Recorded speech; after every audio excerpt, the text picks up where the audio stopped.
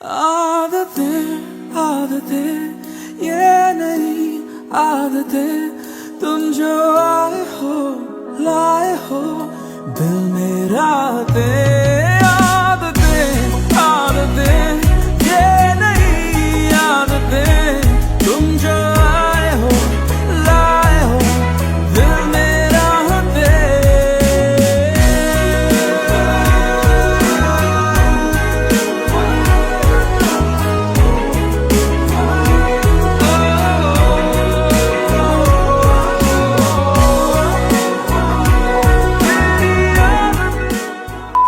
কি শপিং করলে? বাপরে, দু ব্যাগ! আমার জন্য কিছু আছে? তিনটে পরোটা, আনলিমিটেড তরকারি, পেঁয়াজ, কাঁচা লঙ্কা। কি গো এতগুলো ব্যাগ? এতগুলো ব্যাগ দাদা ভাইয়ের একটা আমার একটা।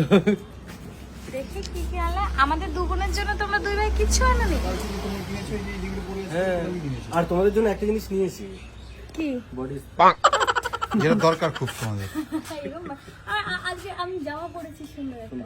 আমার দিদির জামা প্যান্ট পরেছি, আমার তো একটাও জামা নেই। তা আমার দিদি বললো এইটা পর। ঠিক আছে। হ্যাঁ, তোমাকেও ভালো লাগছে ভাই। আহে না তো দেখাচ্ছি। হ্যাঁ, তুমি এটা আমার জন্য নিয়েছো?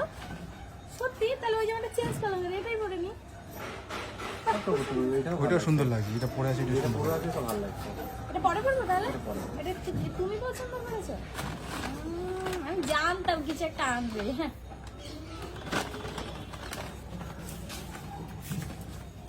দিদি জামা এনেছে বলছে দাদা।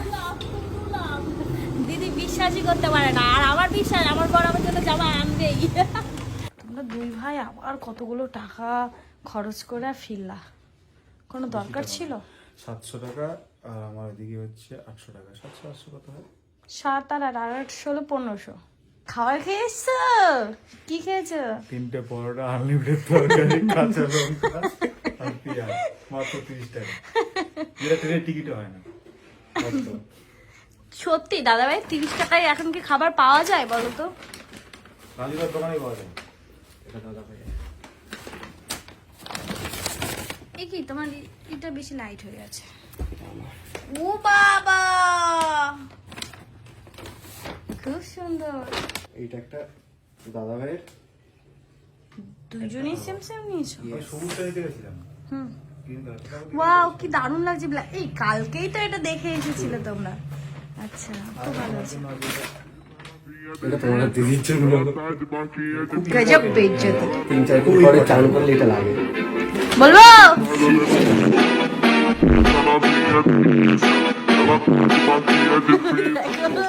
এখানে মিঙ্গো ছিল, কার পিলা চমকে গেছিল।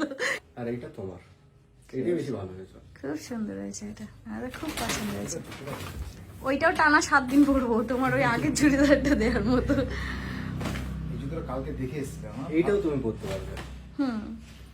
এখন রন এতটাই রোগা হয়ে গেছে, ওর ড্রেস আমার ড্রেস মানে একই সাইজের, তাই বলে আমারটা ও পরতে পারবে না, ওরটা আমি পরতে পারবো। আমি শোনো, তুমি আনোনি আমি তাতে রাগ করিনি, কিন্তু 31 এর আগে আমার একটা জিন্স আর একটা টপ। ওর জন্য জানি 30 বছর আগে স্টক উঠবে, বা নতুন স্টক আসবে। এগুলো সব পুরনো, সবাই একই রকম পড়বে। সে ঠিক আছে, সে আমি কিছু বলছি না। 30 বছর আগে 31 এর আগে কিন্তু আমার চাই, আমি এই পুরনগুলোই পরি। ভাগ্যিস আমার দাদা ভাই কথা জানে, আর নাইলে আমার দিদির কাছে মার খাইতে খাইতে পড়তো। তাহলে কথা জানে বলে ম্যানেজ দিতে পারে আমার দিদিকে। আমরা যাবো কোথায়? এরা যে জুতো মুতো কিনে হ্যাঁ, আমরা যাবো মন্দিরে পুজো দিতে। না, আমরা যাব 30 টাকার তিনটে পরোটা, আনলিমিটেড তরকারি, কাঁচা লঙ্কা। এইটা পুরো মেয়ে মেয়ে লাগছে। দাদা ওটা ভাই তোমারই, ওটা তোমারই। না না, আমার জন্য বলছি না। দাদা ভাই কালকে একটা ইয়েলো কালার পড়ছিল না, এরকম ছোট একটা লেখা, মেয়ে মেয়ে লাগে বলে বলে। আমার বডিটা এরকম। ভালো হয়েছে, কালারটা ভালো হয়েছে, বেস্ট।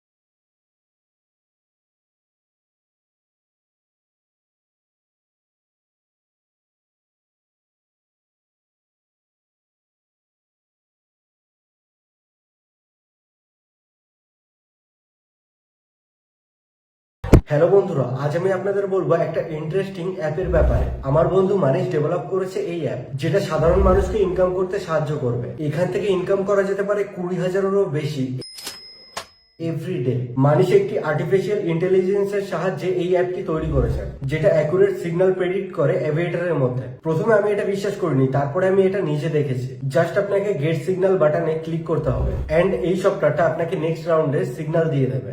আমি এটা নিজে ইউজ করেছি, আপনারা একবার রেজাল্টটা দেখুন। এর জন্য এটা আপনাদের রেকমেন্ড করছি। মানিশ এই অ্যাপটা সবার সাথে শেয়ার করতে চায় একদম ফ্রিতে। তো ফলো করো আমার ডেসক্রিপশনের লিংক এন্ড মানিশকে লেখো I am from Bongron lifestyle. আপনি পেয়ে যাবেন এই অ্যাপ্লিকেশনের অ্যাক্সেস।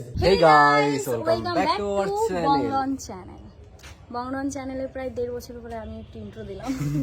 আর বহুদিন পর আমরা সবাই একসাথে। আর দিদি দুবাই যাওয়ার জন্য পুরো রেডি। পুরো রেডি, এখন গুছখালিবা দেখাচ্ছি। হ্যাঁ, আর আমি বললাম এইসব বাদ দাও, আপাতত আমরা হুসনে তেরি তওবা তওবা করে আছি।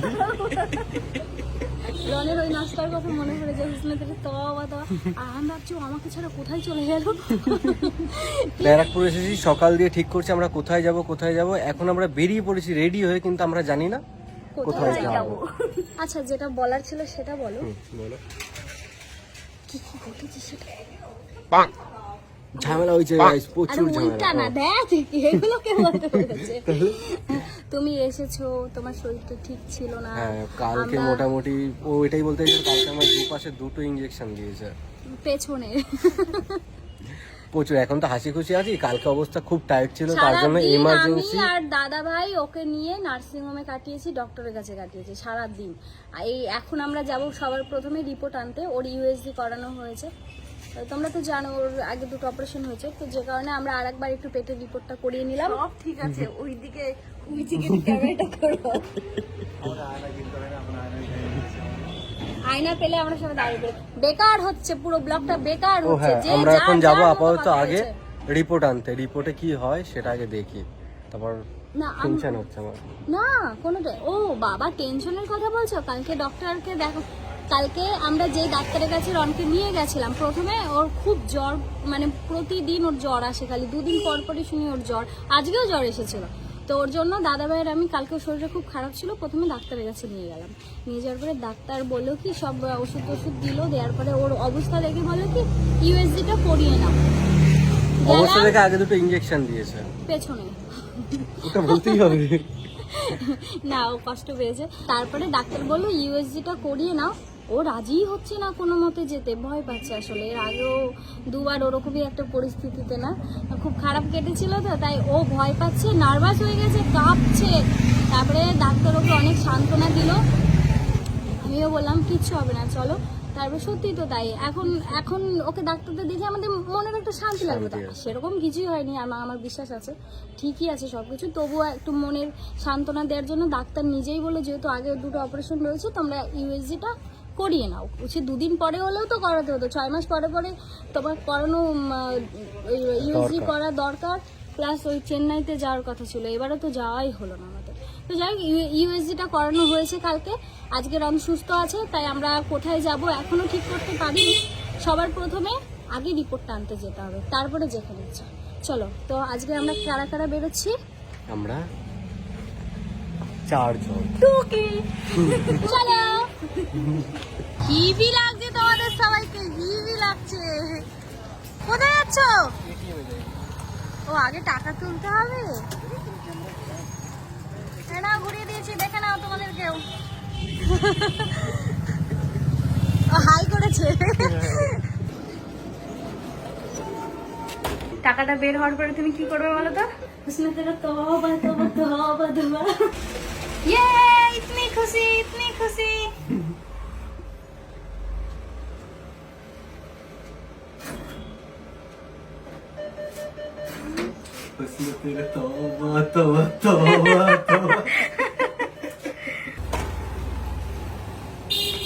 এখন আমরা ঠিক করেই যাচ্ছি, রাস্তার মাঝখানে দাঁড়িয়ে আমরা কোথায় যাব। प्लान किया আমি কি বলছি, প্ল্যান কিছু নাই, আমার মাথায় একটা প্ল্যান আছে, শুনবে? আমি খুশিতে যেখানে তওবা তওবা। তওবা করতে গেছিলাম, তো সবাই মিলে যাই। ওরা বলে রাত 1টার পরে। ওইটা 12টা 1টার পরে, মানে কোনো দরকার নেই। আবার বাবা ইনার কত ইন্টারেস্ট। তাই আমার খুব ইচ্ছা এখন যাওয়ার। তাহলে তুমি থাকতে যাও, তাতানলে দেখো। মাসি তো যাওয়ার দরকার নাই, তাতানলে দুধ খাবি। মার দিয়ে মাসির দরদ কোনোদিন ভালো হয় না, বুঝতে পারছো? মা তুই মা, তো দায়িত্ব আছে। তাহলে তুই এত ফোন করতে বসি কেন? কোথায় যাবো? আমার দাদা ভাই এটা প্রেম করে নাই। তুমি কি ঘুরতে যাওনি দাদা ভাই? অল্প বয়সে কি একটা রিলেশনশিপ করনি? হ্যাঁ, আমরা বলছি যার চেহারা এসে পটাই নেই, কি করবো? এর গার্লফ্রেন্ড আছে, এর গার্লফ্রেন্ড আছে, ওই দেখো। ওর থেকে অধম আমি। একদম খাস টাইমে ক্যামেরাটা ঘুরিয়েছে। আসলে ওইসব করার টাইম ছিল না আমার কাছে, আমার চাকরি করতে হবে, সেটা ভেবে আর করিনি। কি জানি দাদা ভাইয়ের পাড়ার লোক আবার কমেন্ট না করে দেয়। যাই হোক, আমরা রাস্তার মাঝখানে দাঁড়িয়ে ঠিক করছি কোথায় যাবো। চল, টোটো আগে অনেকদিন দিয়েছো। পরে না, খুব আনন্দ লাগছে, বেশ আনন্দ লাগছে, কিন্তু কোথায় যাবো সেটাই ঠিক করতে পারছি না। আমার যে মনে হচ্ছে জানো তো, এই টুটুর চায়ের দোকানেই কাটাতে হবে আমাকে। আবার কি সব শপিং মল থেকে নতুন জামা কিনে পরে বেরিয়েছি, রাস্তায় এসে দাঁড়িয়ে আছে। কোথায় যাবে? ব্যারাকপুর চলো তো, তবে বেরোবে। চলো স্টেশনে চলো, ব্যারাকপুর স্টেশনে চলো আগে যাই, ওখান দিয়ে মাথায় বুদ্ধি বেরোবে। স্টেশনে গিয়ে আগে চা খাই নাকি? শুধু আমি জানি তুই ছাড়া আমি, চান ছাড়া পৃথিবী অন্ধকারময়, প্রেম কি বোঝে প্রেমিকার খোঁজে, অত যেন না মেলা উত্তরের আমার বোনের তো বুদ্ধি নাই, খালি তো বক বক বক বক করে। তাই বুদ্ধি খোলার জন্য ওকে ব্যারাকপুর নিয়ে এসেছি চা খাওয়ানোর জন্য। এবার বুদ্ধি খুলবে। এবার বুদ্ধি খুলবে, যাতে আরো একটু বক বক করতে পারে। ওকে ব্যারাকপুর রেখে এবার চলে যাবো। বেকার, এরা সবাই কোথায় যাবে খুঁজে পাচ্ছে না, তাই এই চায়ের দোকানে এসে আগে একটু চা খাবে। তাই আমি তো চা খাই না, সবার পাল্লায় করে খাচ্ছি। রনের জন্য একটু খাই মাঝে মধ্যে, ভালো লাগছে চাটা, হেভি টেস্ট। হ্যাঁ, এলাচ দিয়েছে, খুব ভালো লাগছে।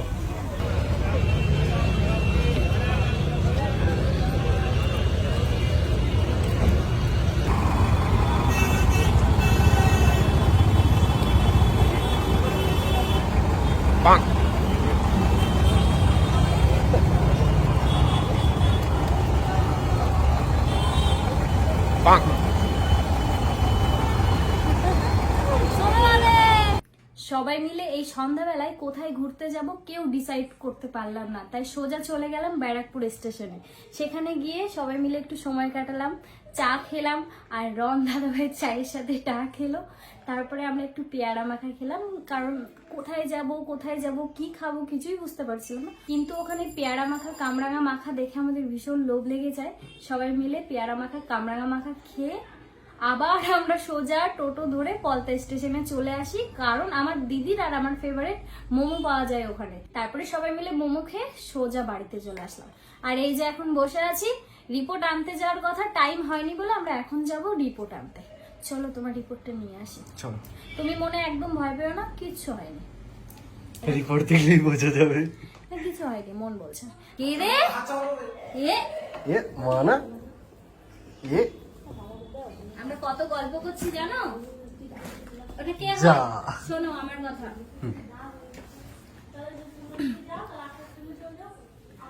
শোনো আমি কি বলি। ঝগড়া হোক, ঝামেলা হোক, যাই হোক, এটা ভালো জুতো। তোমার মনা ভালো না মানি ভালো? তোমার মনা বেশি ভালো না মানি বেশি ভালো? জোরে বলো, জোরে বলো, নাহলে হবে না। হ্যাঁ, মানি কি? যা, মানি না। মা কি করে? কি? আমি কই কি ও মা চলে যাবো? কি হ্যাঁ, তোর বাবা কালকে কলকাতায় আসবে।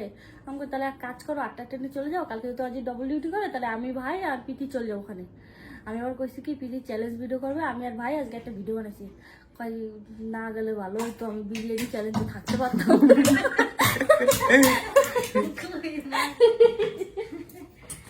মানে বিরিয়ানি কথা শুনে কি না গেলে ভালোই হতো, আমি চ্যালেঞ্জে থাকতে পারতাম। মা থাকলে বেশ মজাই হয় জানিস তো। চলো এবার বেরোই।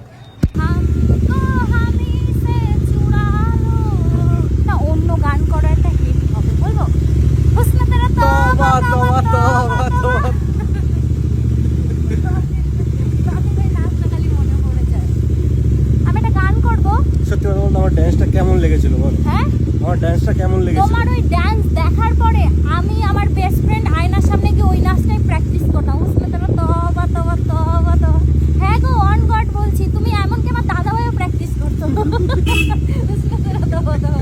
এত হেসেছি বলে আফটার 7 প্যাক কি একেবারে সুসম্মানের কাজ করেছে। এই দেখো, আমি যেটা সত্যি আমি বলে দিই ভাই, হ্যাঁ কি সত্যি? আমি আপনার 7 প্যাক খাওয়ার পর আমি ওরকমই ডান্স করি। উসমে তোরা তবা তুমি তবা তাহলে তবা তুমি তবা। ভিউয়ার্সদের কি শেখাচ্ছ? শিখাচ্ছি না, দেখো হ্যাঁ। মানুষকে কিছু হাতে ধরে শেখাতে হয় না, আমায়ও কেউ হাতে ধরে শেখায়নি।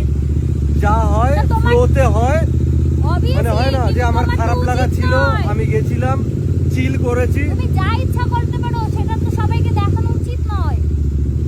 গাইস দেখিয়ে ফেলেছি, আমায় ক্ষমা করে দিও, হ্যাঁ এরপরে আর আমার হবে ভুল না। হয়ে গেছে।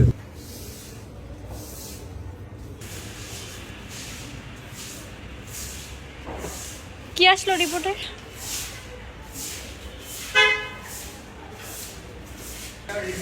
চলো ঠিক হয়ে যাবে, চাপ নেই। রিপোর্ট নিয়ে বাড়িতে চলে এসেছি, আর দাদা ভাই রিপোর্টটা ডাক্তারের কাছে পাঠিয়ে দিয়েছে। আর আমরা তো ঠিকঠাক দেখে বুঝতে পারবো না, ডাক্তার কনফার্ম করবে যে কি হয়েছে না হয়েছে, আদৌ টেনশনের কোনো ব্যাপার আছে কি নেই। আশা করি টেনশনের সেরকম কিছু নেই। আর এদিকে ম্যাডাম আমার জন্য কি করছে? ছাতু। ছাতুর জন্য পেঁয়াজ আর লঙ্কা কুচাচ্ছে। কারণ আমি ছাতু খাই শুধু ওই মধু দিয়ে ছাতু খাই। আর আমার মিষ্টি মিষ্টি ভালো লাগে না। পেঁয়াজ লঙ্কা দিয়ে ছাতু খাই, লঙ্কা ঝাল হবে। আর এই একা একা ডানগুনিতে থাকার পরে এত ঝাল খাওয়া শিখেছে, বাপরে বাবা, আমি তো পারি না জানি। মেইন ব্যাপার হয়েছে কি, এর আগের ব্লগে শেয়ার করেছিলাম যে বাইরের খাবার খেতে খেতে পেটের অবস্থা প্রায় খারাপ হয়েই গেছে। তারপরে আমরা কি করি, আমরা দুজন আছি তো দুজনেই রান্না বান্না করি। আর আমাদের রান্না বান্না এত খারাপ যে লঙ্কাটা খুবই প্রয়োজন, টেস্ট লঙ্কারই পাই আর ও দিয়েই খাই। ওহো, ডানগুনিতে বসে ছাতু খাই দেখি, সকালেও ছাতু খাই খিদে পেলে। কি করবে, রাতেই তো সেই সব দুপুরবেলা দেখি। মা বাড়ি দিয়ে তার জন্য 2 কেজি ছাতু কাটি দিয়েছে। ভালো হয়েছে, ছাতুটা খাবে সবসময়। আমিও প্রতিদিন সকালে খাই না, আমি তো সকালে অন্য খাবার খাই, আমি ছাতুটা খাই সন্ধ্যাবেলা। খাবে তুমি 1 গ্লাস দাদা ভাই? আজকে জামা প্যান্ট পুরো বাইরেই চেঞ্জ হয়ে গেছে। খাবে ছাতু? বানাচ্ছ হ্যাঁ প্রথম ফার্স্ট টাইম? হ্যাঁ। খাবে তুমি, তাই বলো। না আজকে ম্যাগি খাওয়াইছে আমাদের। মানুষে খায়। ওরা মাইশা খায় না, তুমি যা ম্যাগি বানিয়েছিলে সেটা ভিডিওতে আছে তো, আর আমারটা আছে ভিডিও। রেডি তোমার ছাতু। হ্যাঁ হ্যাঁ, এই তোমার চেষ্টা আছে। হেভি লাগছে। তোমাকে মোটা বানানোর দায়িত্ব আমার। আমি যদি মোটা হতে পারি 1-2 মাসে 3 মাসে, তুমিও পারবে। কারণ তুমি তো আগে মোটাই ছিলে, এখন শরীরটা রোগা হয়ে গেছে। কি করতেছে গো? চলো এই ব্লগটা এখানে শেষ করি। হ্যাঁ মোটা হওয়ার কে? আমি?